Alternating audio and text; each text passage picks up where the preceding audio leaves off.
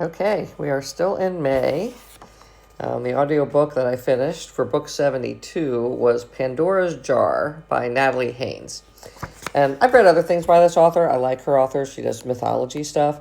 So this one is mythology, but it's more nonfiction. She goes through a variety of women in mythology, and many of them can be minor characters, some more major characters. And she really tries to bring more perspective to these characters. There's Medusa, there's Persephone, there's Penelope, there's a bunch of them.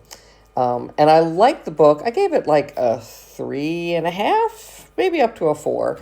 I like it because she brings sort of a lot of different source materials, tries to put together what the real story is, what the stuff is not.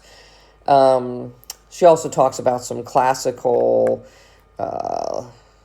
art and other forms of art that kind of brings the whole story together. So if you like mythology, I would recommend this book. 73 is Gray Dog by Elliot Gish. And this was tagged as horror in Goodreads type setups.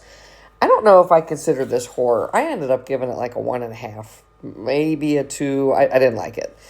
It's the story of a woman who goes to be a teacher in a small town in 1900. And she's in her 30s, so, she's getting older. And there's kind of this maybe creepy undertone, and I guess maybe there's horror right at the end.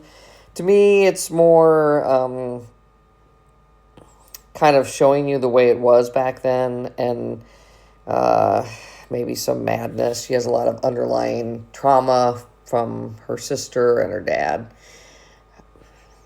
It was okay. I'm not a recommend on it. 73 is Cincinnati Curiosities by Greg Hand. And I don't know if you have to necessarily be from Cincinnati to enjoy the book. He focuses on an era of time, in the later 1800s, early 1900s, and just kind of the quirkiness of things that happened back then, just some of the strange beliefs that people had, with the lack of science. Talks about some foods and, lack of control of foods, like candy. In Cincinnati had a lot of breweries, so he talks a little bit about that.